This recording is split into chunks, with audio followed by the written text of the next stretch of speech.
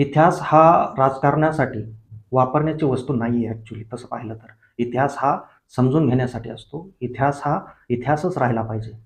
इतिहास हा आपल्यासाठी शिकण्यासाठी असतो. त्यातून काही गोष्टींचा बोध घेण्यासाठी असतो. त्याचा उपयोग तुलना करण्यासाठी, द्वेष पसरवण्यासाठी किंवा इतिहासाचा राजकीय उपयोग करून घेण्यासाठी कदापि व्हायला नको. पण दुर्दैवाने आपण आपल्याच इतिहासाचा उपयोग करून, सामाजिक तेढ निर्माण करून, आपल्याच जनतेवरती आपण अन्याय करत आहोत. जर खरंच तुम्हाला वाटतंय ना, की छत्रपती शिवाजी महाराजांचा आदर करावा, तर त्यासाठी छत्रपती शिवाजी महाराजांसारखा विचार करायला शिकायला पाहिजे. धार्मिक सलोखा पाहिजे. प्रत्येक धर्माचा आदर, कर्तव्याचे पालन, धर्म, धैर्य, रणनीती आणि सत्याचा मार्ग ह्या गोष्टी आपण छत्रपती शिवाजी महाराजांकडून शिकायला हव्या. पण शिवाजी महाराजांचा वापर करून समाजात भांडणं लावलं, हीच खरी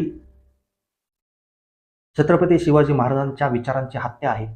आणि टिपू सुलतान आणि छत्रपती शिवाजी महाराज यांची तुलना करून समाजामध्ये भ्रम पसरवणे हीच सुद्धा राजकीय खिळे आहे. लोकांच्या भावना पेटवणं सोपं आहे, पण इतिहास समजून घेणं कठीण आहे.